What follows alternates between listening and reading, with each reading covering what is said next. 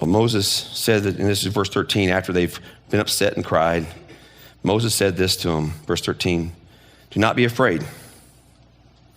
Stand firm, and you will see the deliverance of the Lord will bring you today. Now listen to me. This may not be for every one of you, but it might be for some of you. Hear me. Whatever the enemy in your life is, whatever the point of slavery in your life is, I live by verse 13 and 14. I've watched verse 13 and 14 be true in my life thousands of times, countless times. Whatever it is right now you're wrestling with, hear me. Do not be afraid. Stand firm, and you will see the deliverance of the Lord. The reverse of that is if you run back to slavery, you won't see it. The reason you keep repeating the same cycles is because you're not standing firm. You will see the deliverance of the Lord that he'll bring today. Verse continues. The Egyptians you see today, you will never see again. God has the ability to destroy the work of the enemy in you. Verse 14 is a promise that I've held for probably 28 years. The Lord will fight for you. You need only stand still.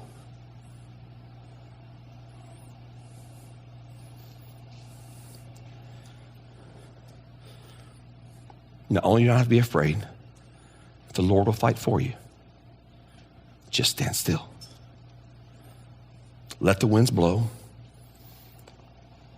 Let the waves crash. Let the insecurity come. Let the fears come.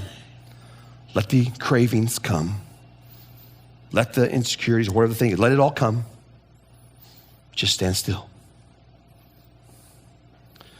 God is not asking you, listen, this is profound. God is not asking you to do something for him.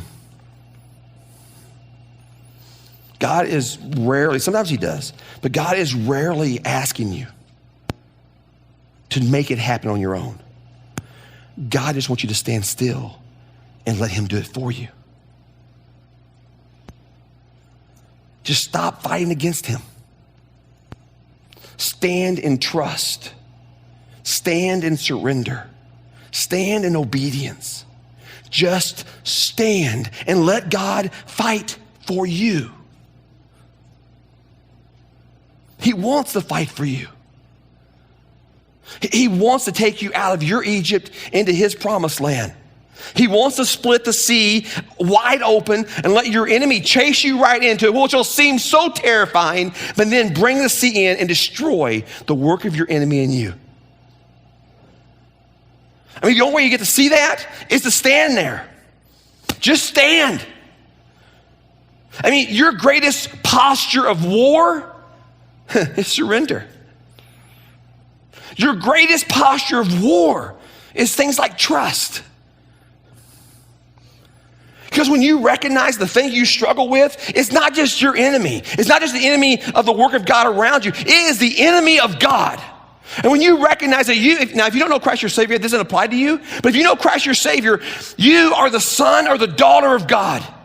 That nothing compares to him. That he has put all of his power in your big brother named Jesus. And he is more than happy to do vengeance on your behalf. He even tells you in the New Testament, vengeance is mine. You just chill out. I got you, little brother. I got you, little sister. On the other hand, when we get ourselves all messed up, we try to do it for him, we try to run away, then we walk into slavery. And most of us live there for most of our lives.